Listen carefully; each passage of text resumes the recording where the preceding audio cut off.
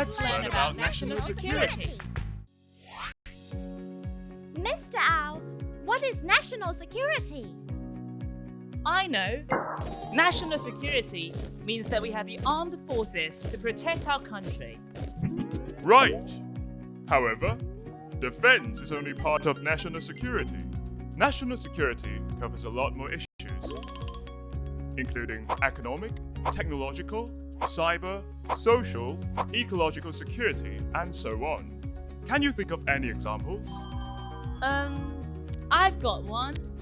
It's reported on the news that international hackers steal business data or commit frauds and even attack government systems through computer hacking.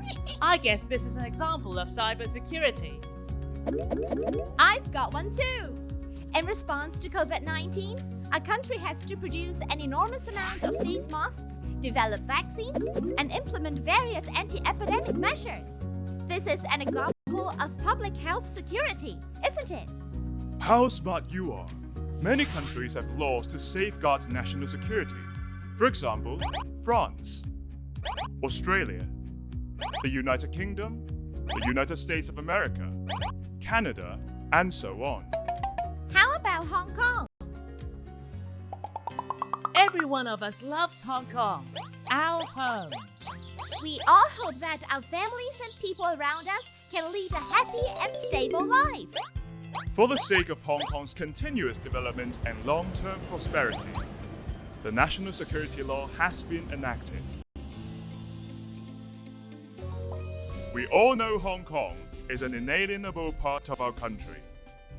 The Hong Kong Special Administrative Region is a local administrative region which enjoys a high degree of autonomy with the implementation of one country, two systems, and Hong Kong people administering Hong Kong.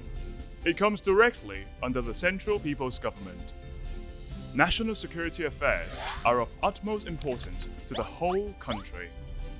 So it is the right and duty of the central authorities to enact the national security law to safeguard national security and its people's interests.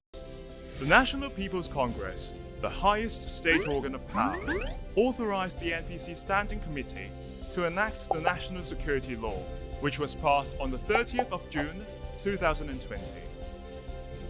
The National Security Law, a national law, has been listed in Annex 3 to the Basic Law, according to Article 18 of the Basic Law, and applied by way of promulgation in the Hong Kong SAR. The purpose of legislation of the National Security Law is to prevent, suppress, and punish crimes endangering national security, which are clearly stipulated as secession, subversion, terrorist activities, and collusion with a foreign country or with external elements to endanger national security. The Office for Safeguarding National Security of the Central People's Government is set up by the CPG in the Hong Kong SAR. The Committee for Safeguarding National Security of the Hong Kong SAR, chaired by the Chief Executive, assumes primary responsibility for safeguarding national security in the region. We already have the police to maintain law and order, don't we? You're right.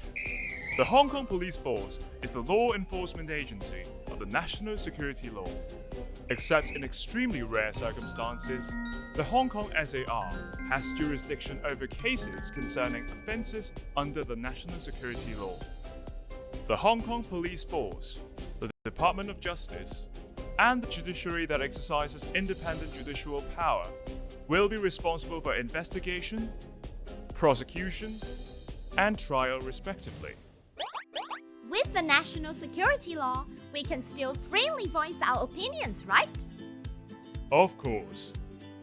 The national security law only punishes an extremely small minority of criminals, protects the vast majority of Hong Kong residents, and maintains the law and order of Hong Kong. The legitimate rights and freedoms enjoyed by Hong Kong residents, such as the freedom of the press, of speech, of procession, of association, of assembly, and of demonstration, will not be affected. We are still young. How can we contribute to our society and country? I know! We must be law-abiding. Why? Imagine if some students did whatever they wanted in the school, like skipping classes and running around here and there. What would the lesson be like? Everyone could hardly focus on learning, and there would even be accidents. Exactly. It is the same with society. Rights and freedoms are not unrestricted. While we are enjoying rights and freedoms, we are also obliged to abide by the law. Imagine if... Wow! Masterpiece! But look at here. No graffiti. I have my freedom of creativity. Why can't I draw here? In fact, most freedoms are not unrestricted. This wall is not your private property, so you have no right to do so, and this is unlawful. La la la la. This is my favorite song. It's late at night. You are disturbing the others with your loud music. While we are enjoying rights and freedoms, we must consider the impact on others. You have the right to listen to music, but the volume should not be too high because this would disturb the others. I got it. Let me put on my earphones and turn down the volume. By the same token, we have the right to express our views by lawful means. But we must not do anything that is threatening to other people or society. Instead, we must respect other people's views and rights and be empathetic. Before doing anything, we must think carefully. While enjoying our rights, we are also obliged to abide by the law in accordance with the basic law.